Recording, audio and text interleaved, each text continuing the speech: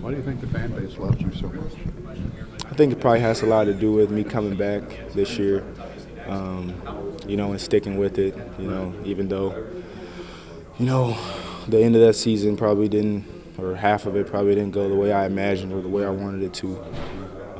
But I'm so close to my degree, I was a semester away, and when I signed up to come to Purdue, part of that agreement was getting a degree from Purdue, so it's a little bit bigger than basketball. Have you even thought about what's next for you personally? No.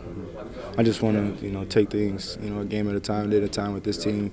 We got a really good chance to do some special things here. So I'm trying to just, put all my energy into that. So when you see a box score now, do you automatically look at the defensive part of the box score, or are you still migrated to the offensive part? Usually the first thing I check is how many turnovers I had. Okay. That's usually the first thing I check, and then I'll make my way down to, the other parts of the game. But when you see you and Ethan have 7 steals, that's kind of yes, that's not normal. Right. It could be for us. I feel like we got the potential to do it.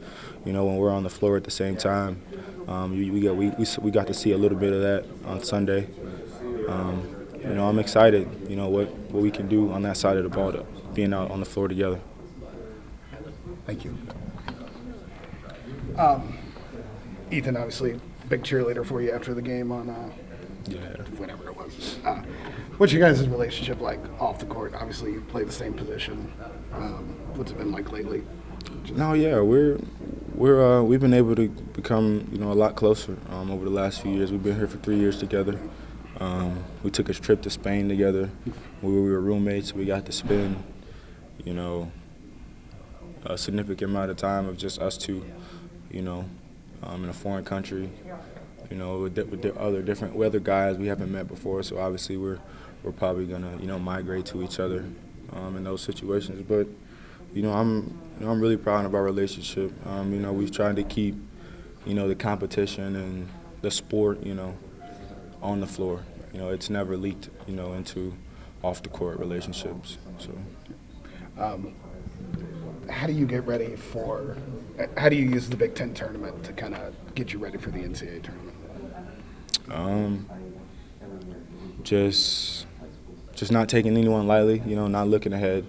Just worrying about playing Friday, at 12 o'clock, and then whatever happens after that, then we'll worry about next. If we win, get ready for the next opponent. If we lose, come back and get ready for Sunday.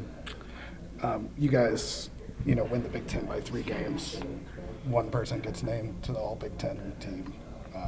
Coach Painter doesn't get Coach of the Year.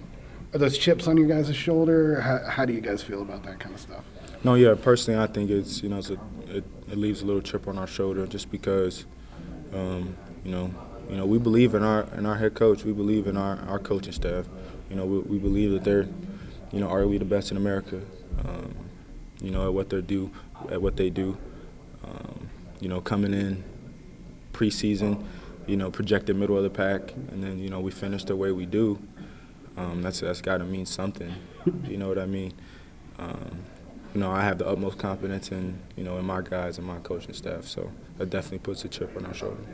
How special is it that late in the season, all this work you've put in, and then you and Mason both get put in the starting lineup late for the work you guys, especially on the defensive end? What does that feel like just for you two together to both kind of jump in late to the season in the starting lineup again? I think it's probably like a little boost of confidence, I would say, just to know that, our staff, believes in us that much, to put us in the lineup, at a crucial point in the time of the year, it being late in the year, being tournament time.